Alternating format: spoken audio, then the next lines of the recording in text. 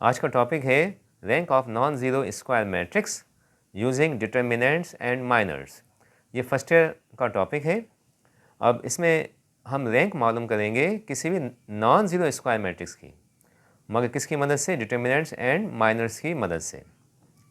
तो अब मैंने यहाँ पर दो मैट्रिक्स कंसिडर किए हैं, एक मैट्रिक्स जिसका ऑर्डर 2×2 होगा और दूसरा मैट्रिक्स जिसका ऑर्डर 3×3 होगा। ठीक है, तो स्टार्ट में हम करते हैं 2×2 की बात। Rank of non zero matrix A of order 2×2। अच्छा, पहली बात कि नॉन ज़ीरो मैंने क्यों लिया है कि देखें, ज़ीरो मैट्रिक्स जो होता है उसका रैंक तो हमेशा ज़ीरो होता है, उसको तो आप छोड़ दें। जब नॉन ज़ीरो मैट्रिक्स होता है और वो भी ऑर्डर 2×2 का हो तो उसमें दो पॉसिबिलिटीज़ हैं। पहली पॉसिबिलिटी क्या होती है कि डिटर्मिनेंट ज़ीरो के इक्वल नहीं आएगा, और दूसरी पॉसिबिलिटी क्या है कि डिटर्मिनेंट ज़ीरो के इक्वल आएगा। डिटर्मिनेंट ज़ीरो के इक्वल नहीं आ रहा मतलब नॉन सिंगुलर है, तो अगर मैट्रिक्स नॉन सिंगुलर है तो उसकी रैंक 2 होगी। अच्छा, अब अगर डिटर्मिनेंट 0 आ गया यानी कि मैट्रिक्स सिंगुलर हो गया तो उसकी रैंक 1 होगी। तो ये बात है किसकी? 2×2 मैट्रिक्स की। तो अब इसको हम एग्जाम्पल की मदद से क्लियर कर लेते हैं। एक मैं मिसाल ले लेता हूँ। Example number 1, find rank of a matrix A whose elements are 1 2 3 4। अब ये 2×2 का है, हम इसकी रैंक मालूम करने जा रहे हैं। तो रैंक मालूम करने के लिए जनाब हमने क्या करना है? सबसे पहले इसका डिटरमिनेंट निकालना है। तो हम इसका डिटरमिनेंट निकालते हैं। तो डिटरमिनेंट ऑफ मैट्रिक्स ए हम निकालते हैं 1 2 3 4। तो जनाब इसका आंसर क्या आता है? देखें, ये 1 × 4 ये 4 हो जाएगा, -2 × 3 ये 6 हो जाएगा। Result is -2। अब ये -2 जो है ज़ीरो नहीं है, तो ये कौन सी कैटेगरी में आ गया? फर्स्ट कैटेगरी में आ गया कि determinant is not equal to zero. तो अपन क्या लिखेंगे? Since determinant of A is not equal to zero, therefore जब डिटरमिनेंट ज़ीरो नहीं होता तो रैंक क्या होती है? Therefore rank of matrix A is equal to क्या है? 2। तो हमने 2 लगा दिया। ठीक, सो सिंपल। अब एक और मिसाल ले लेते हैं। Example number 2, find rank of matrix B of order 2×2 whose elements are 1 2 3 6। तो जनाब इसको हल करते हैं, रैंक मालूम करते हैं। तो रैंक मालूम करने के लिए सबसे पहला काम क्या होता है कि हम इसका डिटरमिनेंट मालूम करेंगे। तो जब डिटरमिनेंट ऑफ बी की बात करते हैं तो आपके पास एलिमेंट कौन से हैं? 1 2 3 6। तो हम इसका डिटरमिनेंट निकाल लेते हैं। डिटरमिनेंट के लिए क्या होगा जनाब? क्रॉस मल्टीप्लिकेशन, 1 × 6 6 हो जाएगा, -2 3 6 हो जाएगा। रिजल्ट क्या आता है? 0 आता है। ठीक है, तो अब आप देखें क्या आ रहा है कि रिजल्ट आपका डिटरमिनेंट जो है 0 आ रहा है। तो मैंने क्या कहा था, जब डिटरमिनेंट 0 आ जाए तो रैंक क्या होगा? 1 होगा। अब मैट्रिक्स कोई भी हो, ए हो या बी हो। तो हम इसका रीज़न लिख देते हैं, since determinant of matrix B is equal to 0, therefore rank of matrix B is equal to what? जब देखें डिटरमिनेंट 0 आता है तो रैंक क्या होता है? 1 होता है। तो हमने लिख दिया रैंक इज इक्वल टू 1। ये हो गया 2×2 का। अब 2×2 के बाद जो है, अब हम आ जाते हैं rank of non zero matrix A of order 3×3। अब यहाँ पर देखें, रैंक कौन से मैट्रिक्स की हम मालूम करने जा रहे हैं? वो मैट्रिक्स जो कि नॉन ज़ीरो हो। देखिए, नॉन ज़ीरो इसलिए लिखा है कि जो ज़ीरो मैट्रिक्स होता है ना, उसकी रैंक तो वैसे ही ज़ीरो होती है। तो अगर नॉन ज़ीरो है तो फिर उसकी रैंक क्या होगी? ठीक है, तो नॉन ज़ीरो मैट्रिक्स जिसका ऑर्डर 3×3 हो, उसमें दो पॉसिबिलिटीज़ होती हैं। क्या होता है कि सम टाइम डिटरमिनेंट 0 के इक्वल आ जाता है और सम टाइम्स डिटरमिनेंट 0 के इक्वल नहीं आता। अब पहली कंडीशन, अगर डिटरमिनेंट 0 के इक्वल नहीं है, मतलब मैट्रिक्स जो है नॉन सिंगुलर है, तो सीधी बात है उसका रैंक जो है वो 3 हो जाएगा। ठीक, अगर डिटरमिनेंट आपका नॉन ज़ीरो है तो रैंक इज़ 3। अब अगर डिटरमिनेंट 0 आ गया यानी कि मैट्रिक्स सिंगुलर हो गया, तो फिर यहाँ पर दो पॉसिबिलिटीज़ हैं। हो सकता है कि रैंक 1 हो सकता है कि रैंक 2 हो, मगर दोनों की कंडीशन अलग अलग है। रैंक 2 कब होगा? जब if at least 1 minor of order 2 is non zero. ये रैंक 2 तब होता है जब कम से कम एक जो माइनर है ना ऑर्डर 2 का, वो नॉन ज़ीरो हो। और रैंक 1 कब होगा? If each minor of order 2 is zero. तो जनाब रैंक 1 की कंडीशन ये है कि माइनर जो होंगे ना ऑर्डर 2 के, वो सारे के सारे ज़ीरो होंगे, कोई भी नॉन ज़ीरो जो है माइनर नहीं होगा। एक मिसाल ले लेते हैं। Example number 3, find rank of matrix A of order 3 by 3 whose elements are 1 0 2 0 3 1 1 2 0। तो सबसे पहला काम जो हमें करना है वो इसका हमें डिटर्मिनेंट मालूम करना है। तो हम मालूम कर लेते हैं डिटर्मिनेंट ऑफ मैट्रिक्स ए। अब इसको एक्सपेंड करना है, ठीक है। तो एक्सपेंड करने के लिए हम क्या करते हैं कि पहले लेंगे +1, सही है, और फिर फर्स्ट रो और फर्स्ट कॉलम छोड़ देंगे, ये आ जाएगा 3 1 2 0।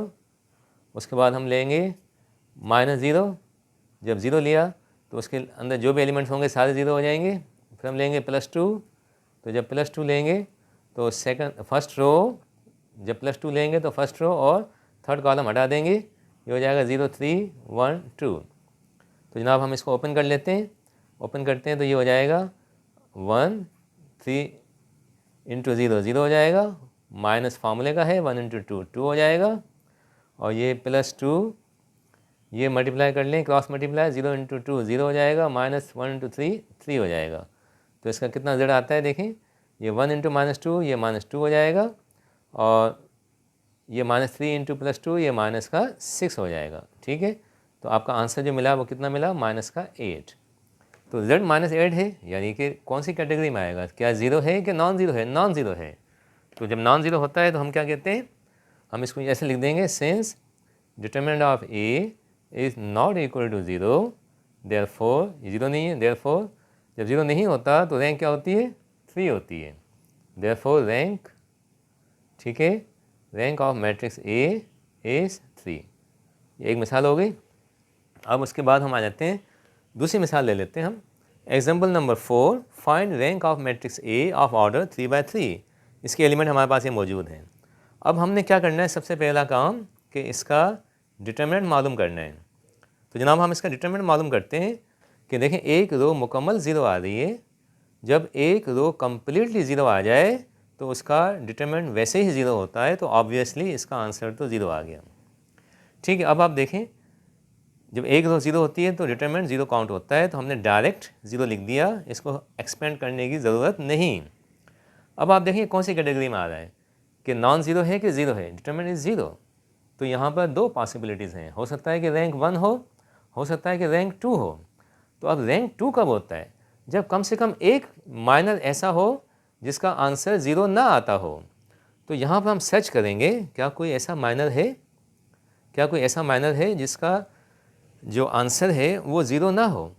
तो अब हम यहाँ देखते हैं ना, तो हमें देखें, ये आप देख रहे हैं, ये आपका जो माइनर बन रहा है ना, ये आप देखें नॉन ज़ीरो आएगा इसका आंसर, देख लें, चेक कर लें। देखें अब यहाँ पर अपन क्या करते हैं, मालूम कर लेते हैं, माइनर 2 3 5 6, ठीक है।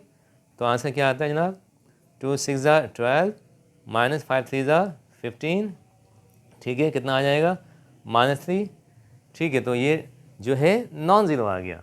अब देखें यहाँ पर एक जो माइनर है हमारा वो नॉन ज़ीरो आ गया, -3 मतलब नॉन ज़ीरो। हो सकता है कोई दूसरा भी नॉन ज़ीरो आ जाए, ठीक है, हो सकता है कोई तीसरा भी नॉन ज़ीरो आ जाए, मगर हमें कम से कम एक माइनर ऐसा चाहिए जो कि नॉन ज़ीरो हो। तो हम क्या लिखेंगे, since at least one minor of order 2 is non zero, ये नॉन ज़ीरो है, ठीक है। कम से कम एक माइनर जो है नॉन ज़ीरो होना चाहिए। तो फिर क्या होगा, देयरफॉर, तो जब कम से कम एक माइनर नॉन ज़ीरो होता है तो रैंक हम क्या काउंट करते हैं, 2। Therefore rank of matrix A is equal to 2। ये हो गया हमारे पास सेकंड एग्जांपल। अब आ जाते हैं हम example 5, find rank of matrix A of order 3 by 3। तो पहला काम क्या करते हैं हम, तो सबसे पहले हम मालूम करेंगे इसका डिटर्मिनेंट, ठीक है। तो डिटर्मिनेंट ऑफ ए मालूम करते हैं। तो जनाब डिटर्मिनेंट ऑफ ए इसका क्या होगा, देखें इसमें एक रो 0 है, जब एक रो 0 होती है तो उसका डायरेक्ट जो है डिटर्मिनेंट 0 लिखा जाएगा, उसको ओपन करने की ज़रूरत नहीं। अब डिटर्मिनेंट जब 0 आ गया तो फिर हमारे दो पॉसिबिलिटीज़ होती हैं, हो सकता है कि रैंक 2 आ जाए, हो सकता है कि रैंक 1 आ जाए। अच्छा, रैंक 2 कब आती है जनाब, जब कम से कम एक माइनर नॉन ज़ीरो हो। और रैंक 1 कब आती है, जब सारे के सारे माइनर 0 हो जाएं। तो हम चेक करते हैं माइनर्स को। अब ये ऑर्डर है 3/3 का, तो इसके माइनर कितने बनेंगे जनाब? इसके माइनर बनेंगे टोटल, आपके माइनर बनेंगे 9। तो हम यहाँ 1 बाय 1 मालूम कर लेते हैं। चलिए हम ऐसा करते हैं कि M11 मालूम कर लेते हैं। M11 का मतलब है फर्स्ट रो छोड़ेंगे और फर्स्ट कॉलम छोड़ेंगे, तो आपके पास क्या मिलेगा? 2 3, ठीक है, और 2 3।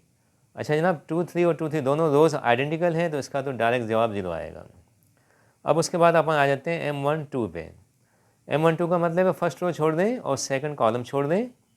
जब फर्स्ट रो सेकंड कॉलम छोड़ेंगे तो क्या बचेगा आपके पास? 1 1 3 3। अब यहाँ पर क्या है देखें, दो रोज एक जैसी आ रही हैं, फर्स्ट और second rows same, result is 0। अब आ जाते हैं M13 पे, चेक करते हैं क्या कोई नॉन ज़ीरो आता है।